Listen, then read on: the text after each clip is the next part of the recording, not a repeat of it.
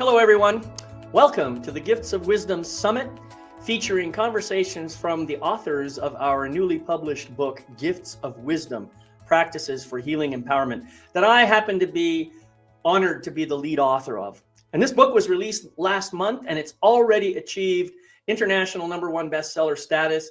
I'm really excited because this is just an awesome, awesome book, and I hope you grab your copy on Amazon right now if you haven't already done so. You can see the link below in this video and also in the show notes.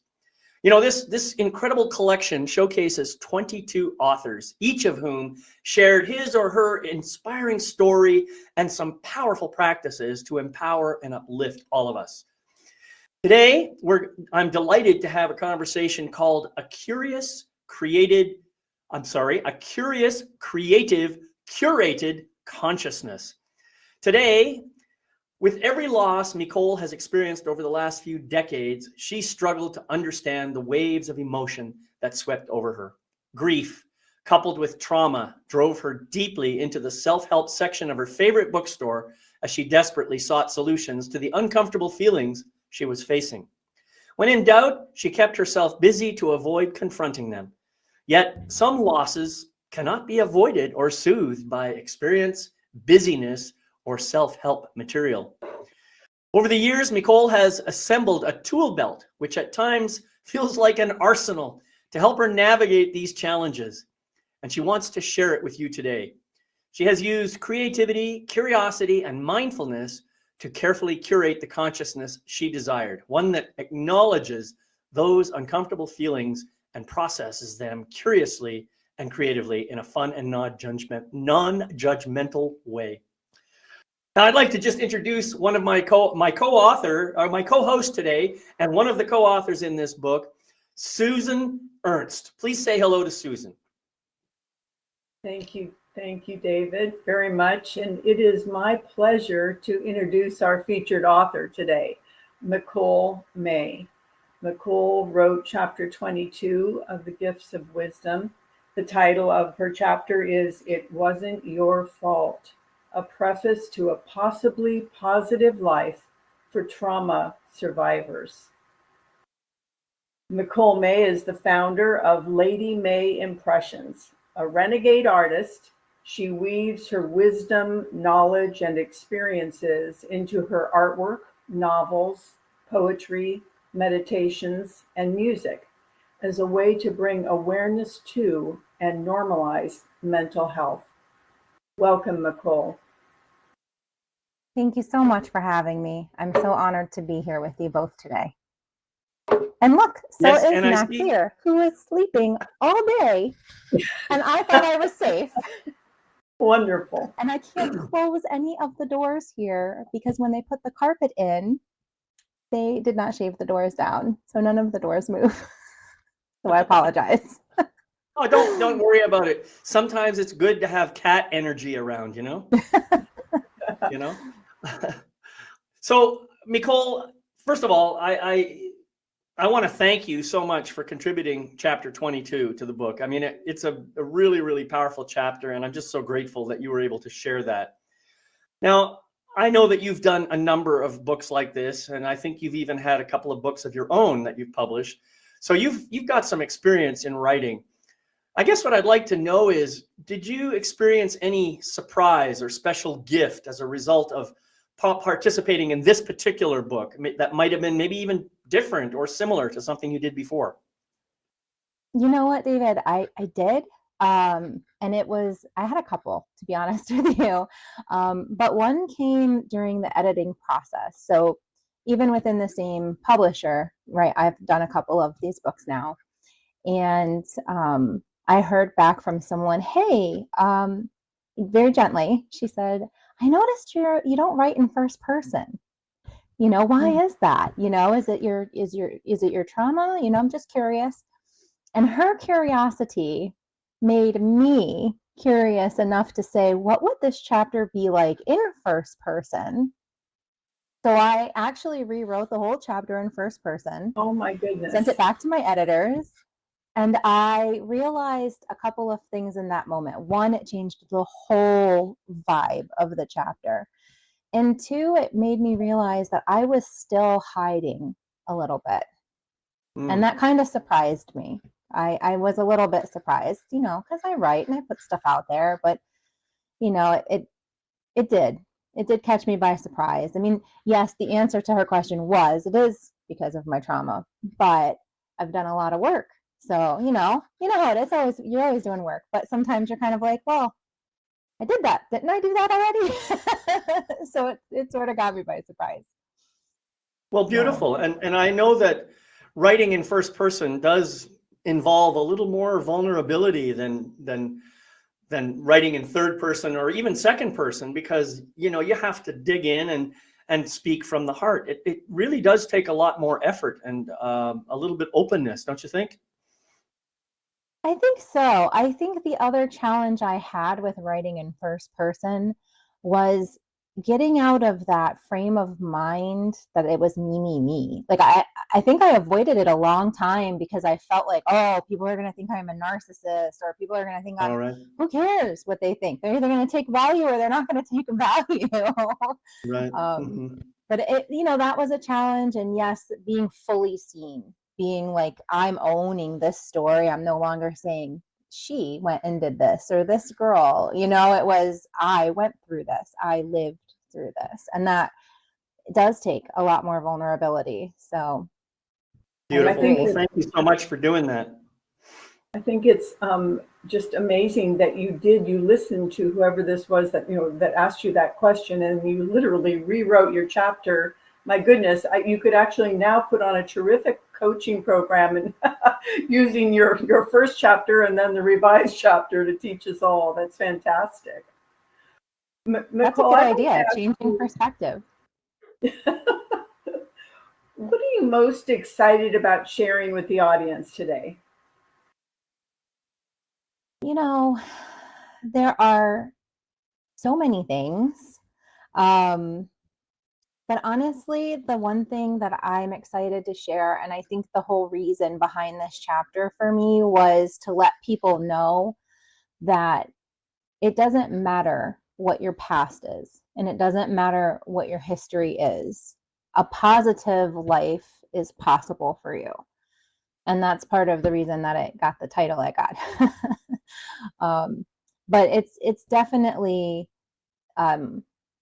it was really hard.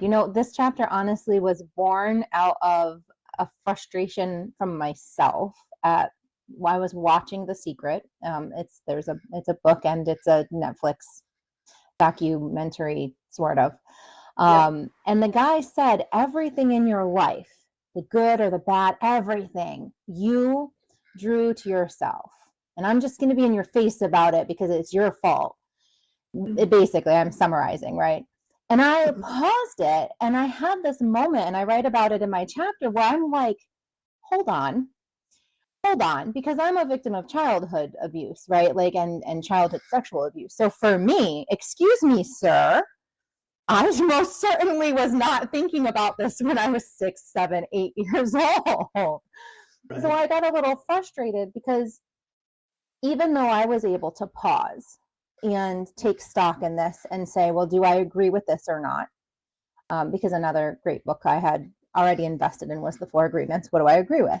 And I was able to say, okay, I don't agree with this. I do think that once you're aware, once you have awareness, yes, you're kind of responsible for your thoughts, right? And being mindful with them. But you're not responsible for the bad stuff that happened to you when you were a child. And I didn't like that culture at the time, like during the time when this positive thinking was a big thing, right? Everyone was like, just think positive. And it was frustrating to me because that message could have really shut down a lot of people and shut them away from that when they're really the ones that needed it the most. And so I just want people out there to know that if you suffered from childhood trauma or any trauma in your life, like, you didn't ask for that. I don't agree with anyone who says that. You didn't bring it upon yourself. That's not how this works. We have to hold people that do bad things accountable for the bad things they did, right? But once you're aware, it's so possible for you to have a fulfilling and positive life. I'm so glad that you brought that up, of all things to bring up. In reading your chapter, it's an incredibly powerful story. Your story is it just heartbreaking. As I read, your history and what brought you to writing the chapter, it brings tears to my eyes again, just thinking about it. And for you to have gone through all of that and come out of it on this side with such an incredibly healthy outlook, it's just really superb. Beautiful. Michol, you said something about positive thinking that I resonate with. I have this idea that I've shared with people before that I call premature positivity.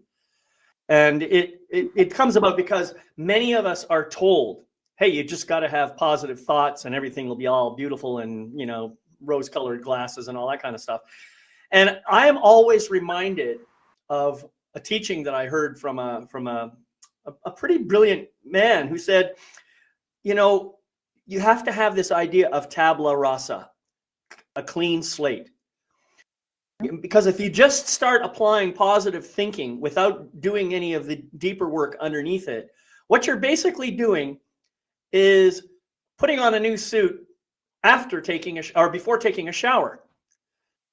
And I thought that's a really great metaphor. So what do you think about that? How do you talk to people about this idea of positive thinking, and how does that factor into your ideas of creativity and curiosity? So for me, I owe this all to my grandmother. And I mentioned that in the book, I tell a little bit of her story too. But she taught me very early a very valuable part of that lesson, David. She said, because I was like, oh, so I just got to think positive. I'm a teenager. I don't know what I'm doing, and this doesn't sound real, but that would be cool, right? And she explained it to me. She said, when you think positive, then you take positive action. The problem with folks that start to buy into this, I just have to think positive without taking the action, without feeling the emotions of the result of what you're trying to accomplish, is that they do fall prey to that. And then that ends up with a vicious cycle of, well, I tried that, but that didn't work. But you didn't really try it if all you did was sit on the couch eating potato chips and watching TV and binge watching stuff without taking any action. So what I like to do is I like to take stock, right? And it's hard sometimes for you to take stock of what kind of thought patterns you have when your ego is in charge of your mind and you're thinking, critically, right? So what I like to do is I like to put myself kind of in a meditative creative writing, which is something that I love to do, so I will imagine a safe space, maybe, I'll take a meditation. They're all over the internet. I do them as well. But you'll take a meditation and you'll find your safe space. And while you're there, you can kind of just gently and from a place of self-compassion, notice the thoughts that are coming through your mind, because mindfulness is your first step always, every time.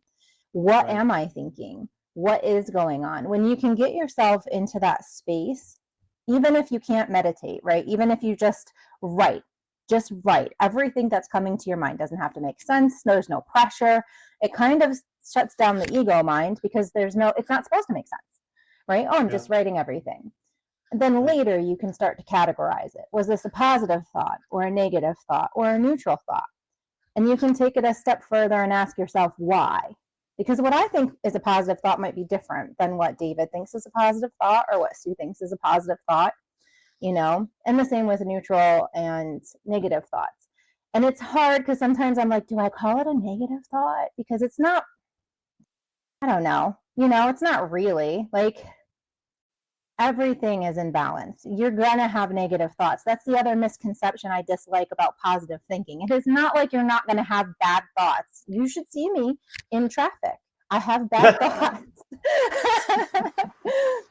But it's catching yourself and being aware. Even like if we take the driving example, I have had to tell myself, I don't know why you are so frustrated. You are not even in a hurry to get to this place. Let's take a deep breath, right? What's making you mad? Because I'm taking it personally that this guy is driving 5 below the speed limit. Is that a negative thought?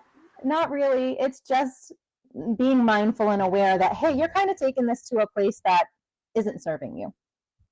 Right. And that's what I would call a negative thought. Well, I think that there's something even more to this. It's something that we don't even talk about in terms of this positive thinking idea. I hear people say all the time, well, I tried positive thinking and it didn't work for me. And I think, so an example is I invite abundant wealth into my life. Meanwhile, subconsciously, I'm thinking, I don't deserve to have money. I don't believe that money is good for me. Whatever those unconscious beliefs are, which one is going to take the greater power and which one is the universe going to respond to? That's the question, and that's what people need to understand, that positive thinking is great. But if your true belief, that subconscious belief that you're not even yet aware of, is the absolute flip of that, you're just feeding out negative, and not negative, but mixed messages to the universe. So how can you possibly expect to get what you want? Well, that's the other part of my grandmother's teaching, right? Was it's an emotional thing. And so even if you don't know your subconscious agreements, right? If you feel it, right? So when I imagine like the next goal or abundant wealth or what that looks like for me, and it looks different for everybody. When I imagine that and I picture it, and if I'm not able to feel it and feel good about it, then I probably have some work to do. Right?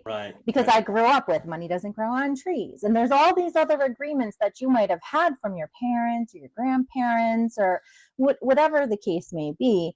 But you do know how you feel. So when you're trying to imagine it, if it's like meh or blah or I'm gonna get it eventually, you should be excited to talk about that. Be excited about it. The universe loves that feeling of excitement and yay, I'm going to get this, because it wants you to be happy and it wants you to be in the spirit of gratitude. So beautiful. Thank you. I'm going to switch tracks on you a little bit. What do people most misunderstand about you? I would say the thing that I get the most is people think I'm an extrovert. Because I can be very chatty. And once I get going, I can talk to folks. But I'm actually an introvert. And so being extroverted takes a lot out of me. I can do the extrovert way for a little while, but then I need the solitude and the cats and the cozy fireplace for a little bit. Mm-hmm. That's funny with David raising his hand as well. I don't believe either one of you, but apparently that is true. So that's interesting. I wanted to ask you if you would share a little bit more about your dear grandma. How long did you have her in your life? And what you talk a lot about, sitting and talking with your grandmother, and she was giving you this sage advice. What got you to respect it and listen to it? What brought you there? What helped you to see that was so important? That's actually more of a complicated question than I would have expected. So I knew my grandmother. We called her Grandma T. So originally I didn't know she was biologically my grandmother, and that's because I didn't know that my biological father was my father. He married my mother's younger sister, and she told me he was my uncle. Oh my goodness. So we called her Grandma T. Everybody called her Grandma T. But I do remember visiting her when I was very little. So my mother moved us away. I lived down south, and we would come up and visit every year, and I would go to visit her. And I couldn't tell you exactly what it was. Maybe it was my rebellious nature, because my mother said to be careful. Sometimes she tells little white lies. And I think she just said that so that if she told me my dad was my dad, I wouldn't believe her. Now that I know, right? But, she just always, I don't know, she just always had this way about her. She cared about everyone else. When I looked around her room, And I saw the things she brought back from, being over and grabbing my Uncle Herbie, and just knowing that she had lost a child, to the war. She married people. All these people just loved her, and she was able to marry her belief system, right? So she had this crazy massive picture of Jesus on the wall, and then she would have her Native American stuff, and then she would have the Asian city that I just fell in love with. I just loved it. I loved every time I went there. And she just mixed all these cultures together while still maintaining her pride and being from a Blackfoot Sioux tribe and reservation. So for me, I don't know. I think because I inherently knew how much she helped other people, I just respected her wisdom. And I knew how much she overcame. It's wonderful. Beautiful. It's an incredible, wonderful story. Yeah. You were so fortunate. Go ahead, Dave.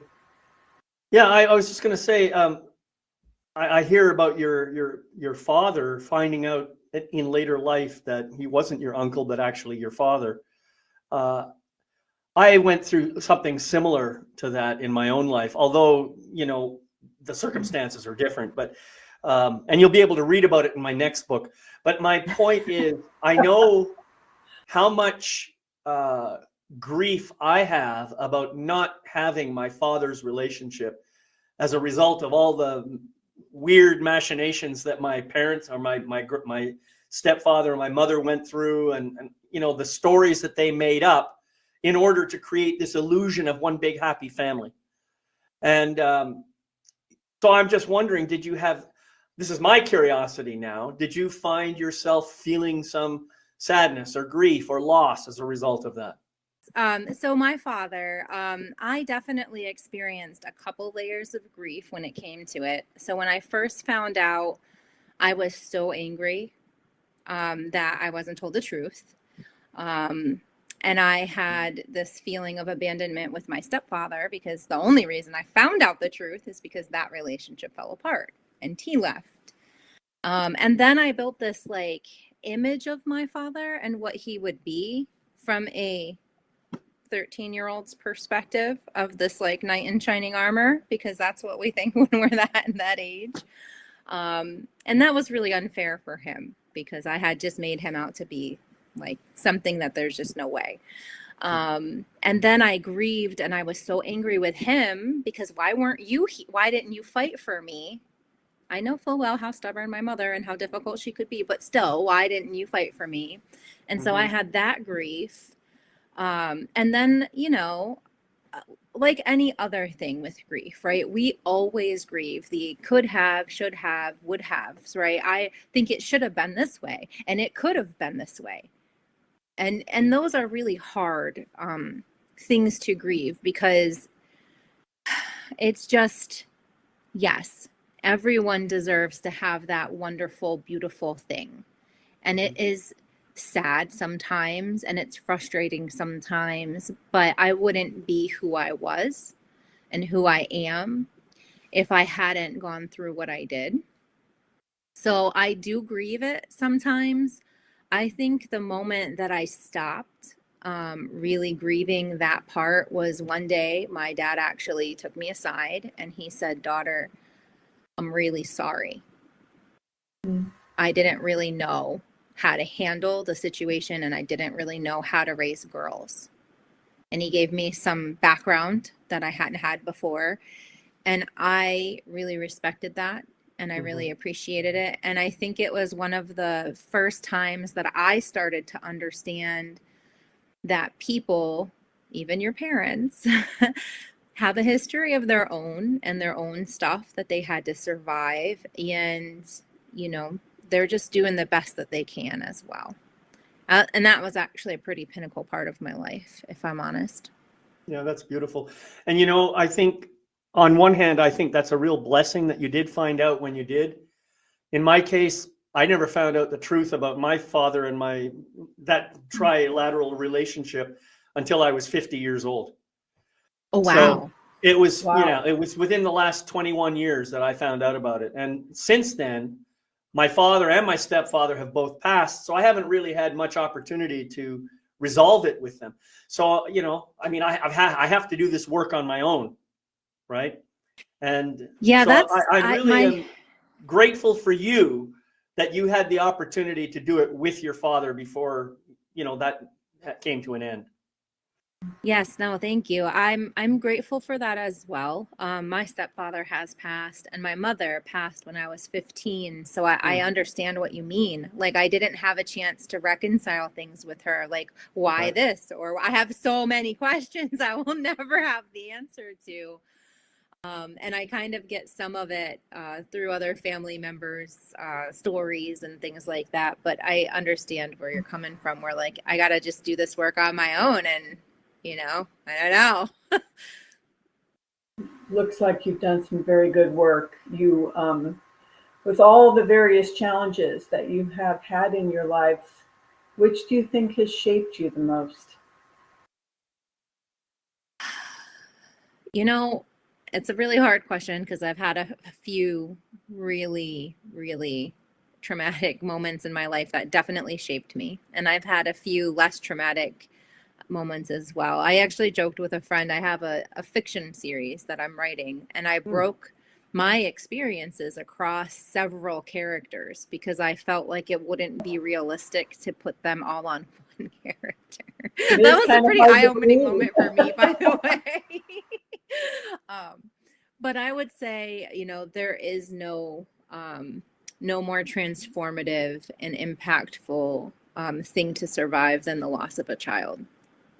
So I would say that loss changed me fundamentally at my core. That one is one. Not very many things in my life made me question who I was or if the light inside of me was gone, but that did. Oh, Michol, I'm so very sorry for that loss. Yeah. Thank you, Sue. Mm. That's why I talk about grief a lot. Well, and that's a perfectly reasonable what way to do it. The more you talk about it, the less impact it has on your life, right? Yeah, and it's important. To me, I feel like grief contributed to Johnny's decision to remove himself from this world. If we don't talk about our grief, if we don't talk about our darker feelings, if we don't talk about that negative stuff, then all of those people who feel those things feel more alone than if we had just been honest and said, yes, I feel that way sometimes too. Yeah. This has been absolutely beautiful. Michol, I'm just so touched by everything that you've shared with us today. And I know that you have a gift that you'd like to share with the audience. Would you like to describe that a little bit? I already kind of hinted at it by talking about this whole page that you have out there. But anyway, tell us a little bit about your gift and what people can expect from you.